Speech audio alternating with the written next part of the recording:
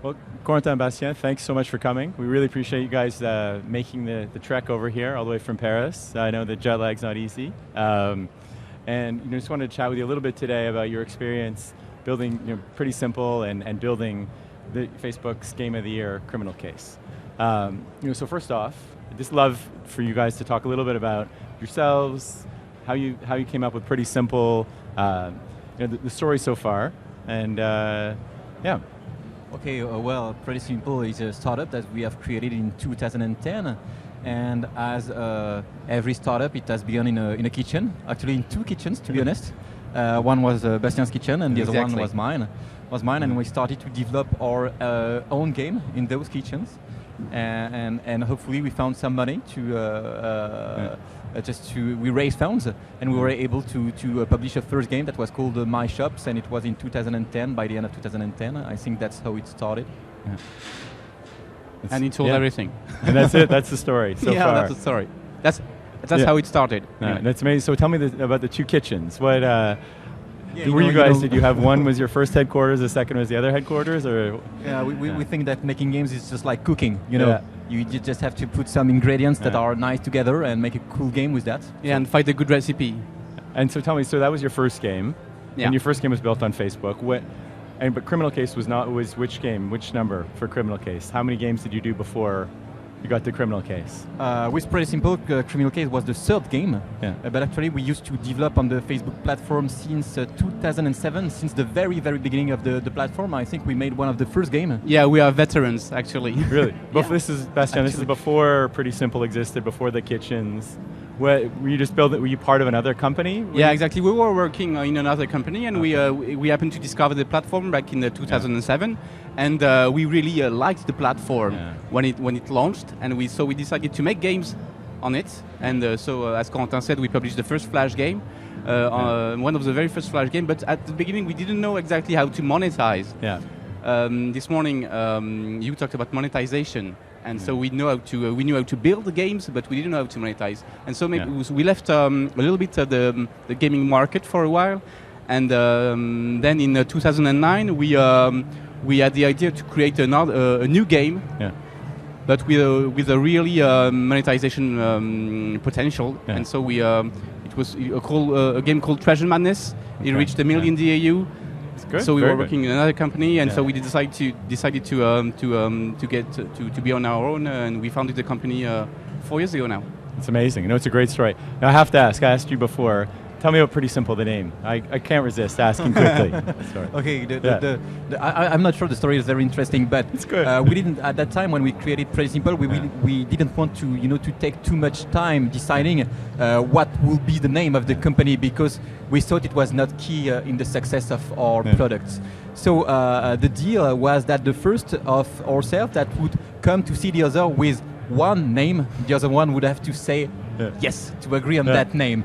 And the day after we decided that, Bastien came to see me and told me, okay, it's got to be called Pretty Simple Games. And I say, okay, let's go for Pretty Simple Games. And then it became Pretty Simple, because we thought that we might do in the future something else than only games, but maybe, I don't know, a soccer team, or you never know. Who knows where it's going to go? Or cooking, or it's pretty good. Two French guys based in Paris. Pretty simple. Excellent. So tell me, shifting gears a little bit, Criminal Case.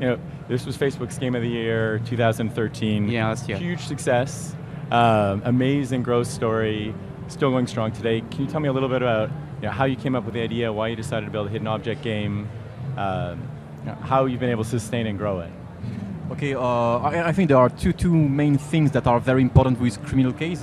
Is that first of all, we are huge fans of hidden object games in general. Okay. That's very important. And the second thing is that we really liked also police procedural shows on TV. Yeah, the and shows. So at that time we thought that there were some space on the social gaming industry for a game of that kind. But we knew from the beginning that it would ask a lot of production. I mean, you have a lot of content to produce, and it cost quite a bit of money. Yeah. So that's why it was not the first project of the company, but only the third project of the company, because we needed to have the money to be able to make the game that we wanted to do. Yeah. And we needed to grow the team. to such a size, so that making this project a reality was possible. Yeah, but the most important for us was to make the game that we wanted to play. Yeah. We really wanted to play Criminal Case as users, as game player that we are. It those shows, of us. I mean, the production values and the Yeah. depth of the game. It's amazing. And you were saying that you do a content release every week to this day. Exactly. Which is- the game launched in late 2012, Yeah. in November or December, I guess. So it's more than a year ago. And since the beginning, we've been releasing a new case almost every week. So Yeah. now we have like 60 or 60 or Yes, I think it's 65 cases. 65 Wow. cases online. So every single week we are releasing a whole new investigation to solve for our players. I know it's a great. And it's a huge challenge to be able to do that. Yeah, actually, we really have an amazing team that works a lot to be able to produce that content every week. And in Criminal Case, the storyline is so important, and we really take care about it. So we really have to say a huge thanks to our team, because we know that's involved a lot of work from their part. Yeah. No, and that's one of the big things with social games when people first started building social games was the realization that it's not about launching the game anymore. It's about launching the game and then the work begins. And you have to keep producing content, Of course. keep evolving the game. And I think one of the most important things is that you have to think it on the long term from the very beginning. When we decided to make Criminal Case, we knew at first that the storyline would be very important. So we tried to think on the very long term on what kind of story we would like to tell. It became more and more important, and now we have a huge community which is very, very involved in Criminal Case storyline and who know everything about every characters of the game. We have like 300 characters in Criminal Case. That's really huge. Really? Yeah. That's amazing. So tell me, shifting gears a little bit, your game is clearly built in some ways with Facebook in mind. Can you tell us a little bit about how you, as you were conceiving the game, you thought about what should we do with Facebook? What are the features we want to use? How you factor that into your thinking? Okay, what is important for us is to create a social game, which means a game that makes sense when you play with your friends. And obviously, when you are thinking like that, a good integration to the Facebook platform is very, very important.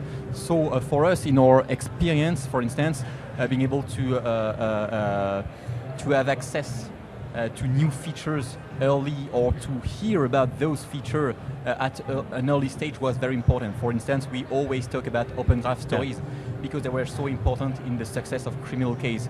And the first time we heard about open graph stories, it was at a Facebook game developer conference, I think. And we just thought, okay, that's huge. That's really a cool thing that we could use as a social feature for Criminal Case. And then it has become something key in the success of Criminal Case. So I think we think that it's very important to be to size your game that your game really fits very well the platform, and to listen to the new features that are going to be released on Facebook. And tell me, so how important is testing for you when you're thinking about the new features and you're rolling these things out? I'm assuming you test everything in terms. Actually.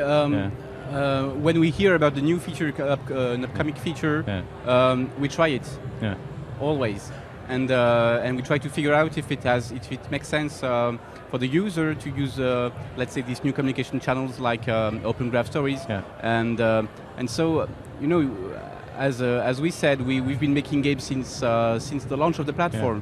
So we have to keep up with the features, and we have to try. This is our job, to try every single feature, every single sharing dialogue, every single login flow, every single stuff that can help people discover our games, or people invite their friends, etc. So basically, we try everything, and we measure a lot of stuff. No, I think it's one of those other lessons that people realize when you move from the world of building a game as a finite entity to building something you're going to evolve. It's all about testing, all about making sure you understand what users are doing. And you're saying about the community, that's another interesting aspect with the game. Yeah, the community is very important. But what I like to say, just what you were saying, is that most important is to first build a great game.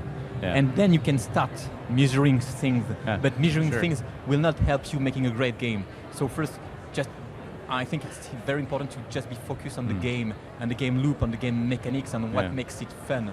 And then when you start to build a community, when you start to have people that like your game, then you start measuring things, you start testing things, but only on a second time. Okay. Yeah, no, it's a very good point. It's an important point. Make sure the game's fun. Yeah. First. Yeah. So we've talked a lot about Criminal Case and Facebook platform. Tell me a little bit about where you're going next with Criminal Case and Pretty Simple more generally. You wanna- Oh, me, yeah. We're still working very hard on Criminal Case. Yeah. So now we have the Canvas version. It has like 6 million daily users. It's So amazing. a lot of people, and as we said, new content every week.